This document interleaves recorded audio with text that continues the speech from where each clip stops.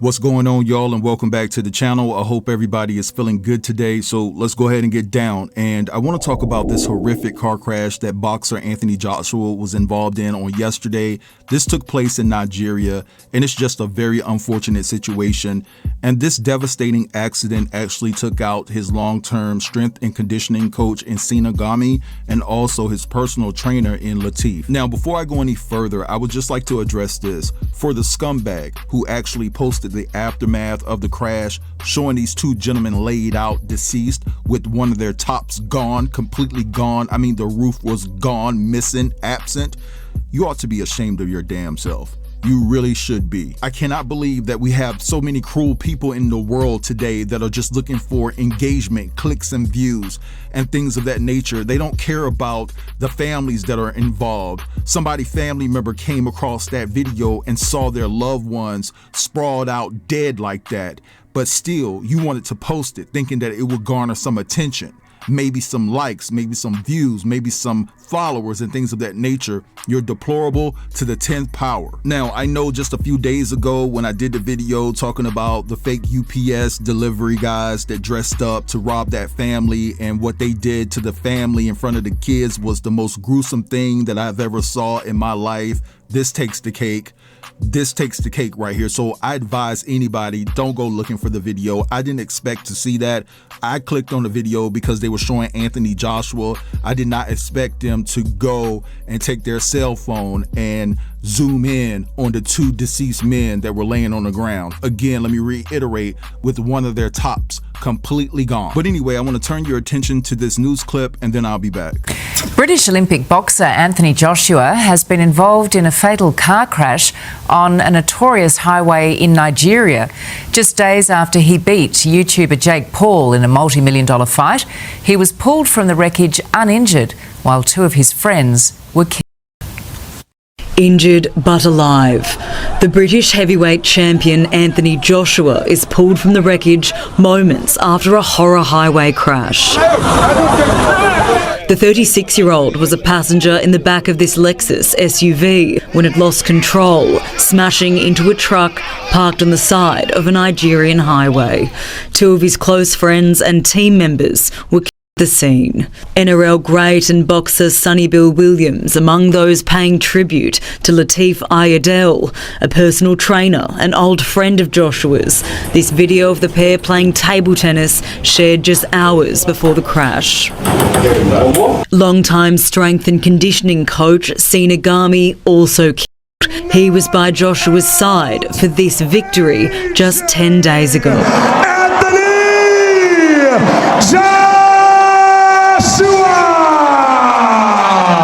Taking on YouTuber Jake Paul in a multi-million-dollar fight in Miami. His one-time rival sharing these posts in the wake of the crash. Life is so much more important than boxing.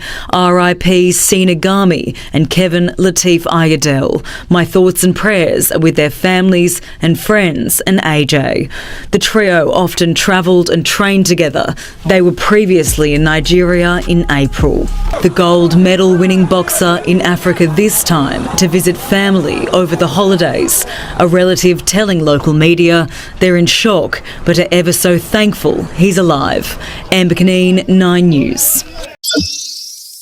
All right, so we just heard all of that, and it was a quick recap as it pertains to the horrific car crash that took place in Nigeria involving Anthony Joshua and his close friends. And the one thing that I noticed is that everyone had their phones jacked up in Anthony Joshua's face. And I'm just thinking like, yo, bro, what you're doing right now is not conducive to what Anthony Joshua needs right now. This man is on video saying that he needed medical attention. And they're so starstruck and they're so worried about and focused on getting footage of Anthony Joshua and his friends deceased on the ground that it's not even making sense to what this brother is asking them to do for him at that particular point in time. It's just sad. Now, although I do know that the resources in Nigeria are limited, so to speak, you can still show a heightened level of attentiveness coupled with a strong sense of urgency to help put Anthony in a position to receive accelerated medical assistance. You know what I'm saying? Now, while I'm speaking on the lack of resources that exist in Nigeria, I want you guys to take a look at this clip right here, and then I'll be back. Anthony Joshua's accident in Lagos, Nigeria should act as a reminder for Africans in the diaspora to stop fantasizing about Africa. What you saw in that video where you had an accident, people got brains crushed out, they're lying on the road, and there is no paramedics, no emergency support, that is the reality of what most people have to live by. Majority of Africa is like that. Someone got an accident and people are just praying for him, telling him he's not going to die, and there is nobody there seriously to help. These are, for the most part, dysfunctional countries, and this is the reality of it. That's why your parents left long time ago and try to create a life elsewhere where you're now based.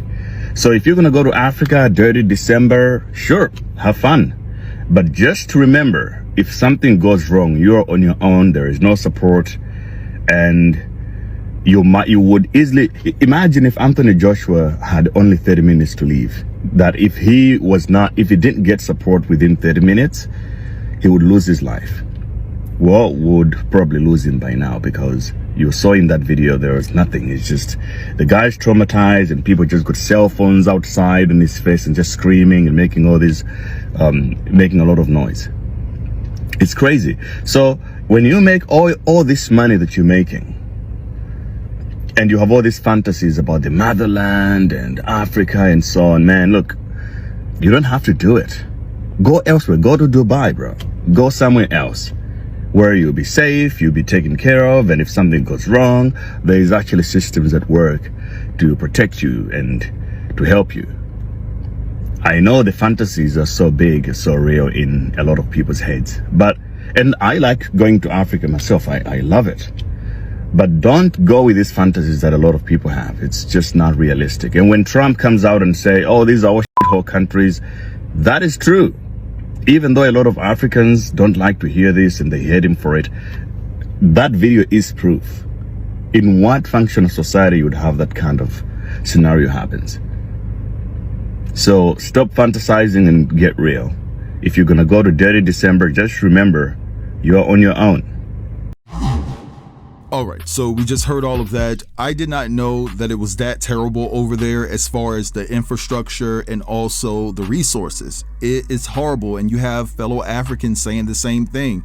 And so when we look at the motherland for refuge or a place of safety, we have to take all of these things that this brother just said into account, because you're basically in no man's land. It only takes for one thing to go wrong and you need medical attention and you're shit out of luck. Now, when it comes to Anthony needing and seeking medical attention, they're saying that he had to be airlifted from Nigeria to a facility in the UK because Nigeria doesn't have the medical facility to support any type of internal injuries that Anthony could be suffering from, because when he got out the vehicle, there wasn't a scratch on him. He basically looked unscathed. But again, you can't rule out the possibility of some type of internal injury, right? So it was important and imperative that they got Anthony the medical attention that he needed quickly, because it could have went left. There's been so many instances where people thought they were fine, coming out of an accident and ended up passing away later because there was some internal bleeding going on. You know what I'm saying? So Anthony is extremely lucky to be alive today. He really is. Now, I want to take this in a different direction because there's a lot of conspiracy theories going on as it pertains to this car accident. And a lot of people feel that this is something that was set up. They're saying that they're coming after Anthony Joshua because he beat up Jake Paul about a week ago or whatever the case may be, and he wasn't supposed to win that fight. They want their money back. I believe Anthony got about $100 million from that fight, and they're basically saying that they're trying to take Anthony out.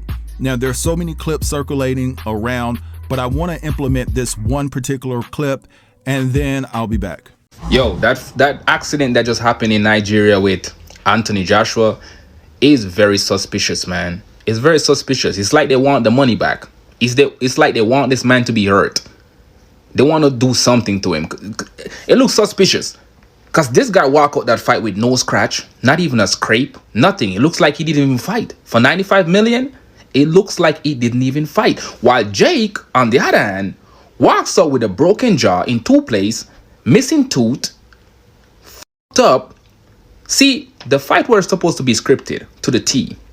But somewhere along the line, somewhere, someone their contract up. And I think Jake did his contract up by taunting and punching to knock Anthony out. I don't think he was supposed to be like that.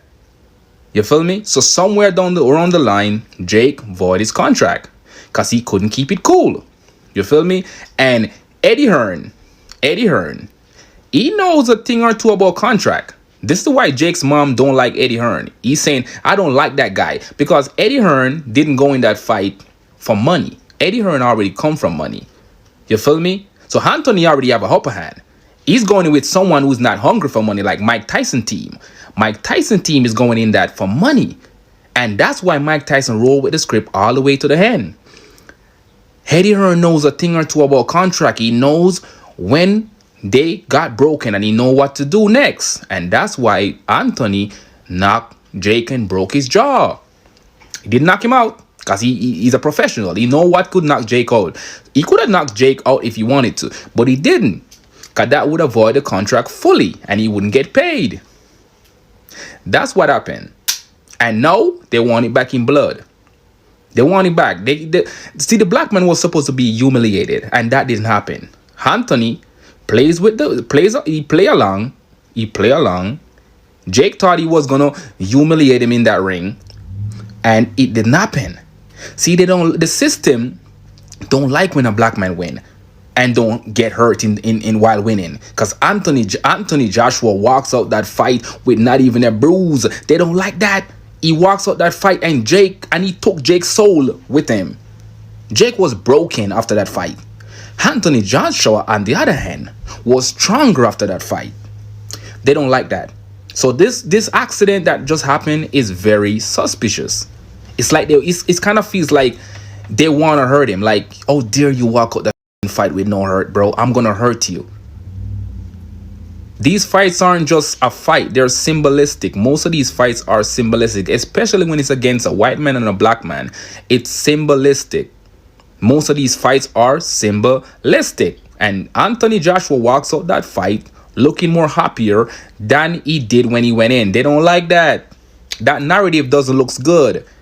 So of course they're going to try to hurt this man. So this is why I'm saying that accident looks very suspicious. That's all I'm saying. It looks suspicious. I'm not saying somebody did something, but it looks very suspicious. All right, so you guys just heard all of that, and that is the consensus online. I'm telling you, there are so many videos with people talking about this. They're saying that Anthony went off script, he didn't follow the script, and now Jake Paul and his people are mad. And it's a bit insensitive because two of Anthony's friends lost their lives in Nigeria for them to be coming out with these conspiracy theories. But there's a lot of people on this like white on rice. Now, there are other individuals that are suggesting that Anthony sacrificed his two friends and he had to give up something to get something. And that something was that big payout that he got from the Jake Paul fight. Now, I'm not saying that I agree with any of these conspiracy theories. I'm just here reporting what I'm seeing and giving y'all the news. All right. Now, what I want to do right here is leave you guys with a clip of Latif, who was Anthony's personal trainer that unfortunately passed away in that accident on yesterday. And he was doing a lot of charitable work, and he definitely was trying to make a difference in a lot of people's lives, especially the kids and things of that nature. So before I leave this clip, I want to say rest in peace to both of those gentlemen that unfortunately lost their lives on yesterday. I'm wishing Anthony Joshua a speedy recovery, and I'm also praying for Anthony Joshua's mental health, because you know he's going to feel a great deal of guilt for a very long time, because he brought his colleagues and friends to Nigeria to hang out and party after the big win against Jake Paul. And I just know he's going to be drowning in guilt for the rest of his life. And I just hope that he could find a way to cope. But I'm going to draw the line here. I want you all to feel free to drop down in the comments and let me know what you think about this whole entire story. Don't forget to like, comment, share. And if you're new here, go ahead and subscribe to the channel. I'll get with you guys later. Have a beautiful day.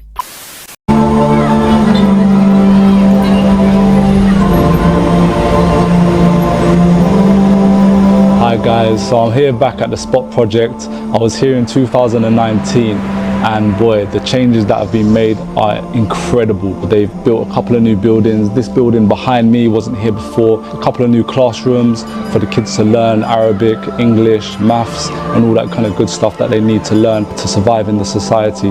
The football pitch that's been done for them to play football, which they all love, and the basketball courts. So I'm seeing that they're not only working on their mental state, they're working on their physical form as well. So well done to Spot Project, and congratulations. May Allah bless you guys, and I'd really encourage you guys to come out here and see it for yourself.